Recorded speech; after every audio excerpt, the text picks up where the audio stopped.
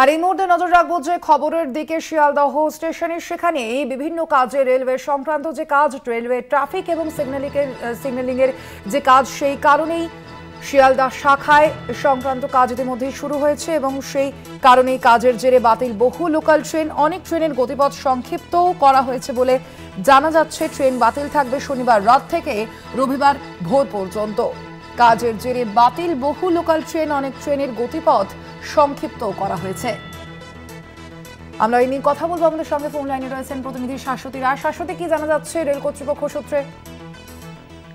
দেখো, যেমনটা সিদ্ধান্ত নেওয়া হয়েছে যে আজকে রাত্রির বেলা থেকে আগামীকাল ভোর পর্যন্ত বেশ কিছু লোকাল ট্রেনকে বাতিল করা হয়েছে এবং তার অন্যতম কারণ হচ্ছে গোবরডাঙ্গা স্টেশন, কৃষ্ণনগর সেকশনের বিভিন্ন জায়গায় লেভেল ক্রসিং এর কাজ থেকে শুরু করে সাবওয়ে রিলেটেড বিভিন্ন কাজের জন্য এই ট্রাফিক ব্লকের সিদ্ধান্ত।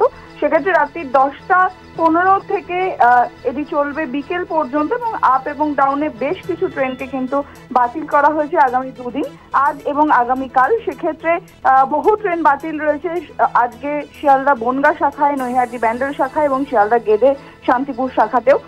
এবং আগামীকাল শিয়ালদা হাবড়া, নৈহাটি ব্যান্ডেল, শিয়ালদা গেদে, শিয়ালদা শান্তিপুর, রানাঘাট সহ একাধিক স্টেশনে বেশ কিছু ট্রেনকে কিন্তু বাতিল করা হয়েছে এবং বেশ কিছু ট্রেনকে শর্ট টার্মিনেটেড করার সিদ্ধান্ত নেওয়া হয়েছে পূর্ব রেলের তরফ থেকে। সেক্ষেত্রে এই পাওয়ার ব্লকিং এর কাজের জন্য বেশ কিছুক্ষণের জন্য ট্রেন পরিষেবা বিঘ্নিত হতে চলেছে এবং বলা যায় যে রোববার দিনকে একাধিক ট্রেন এমনিও বাতিল থাকে এবং সেক্ষেত্রে এই কৃষ্ণনগর সিটি লালগোলা সেকশনের বেশ কিছু জায়গায় বিভিন্ন ধরনের কাজের কারণেই কিন্তু এই পাওয়ার ব্লকের সিদ্ধান্ত।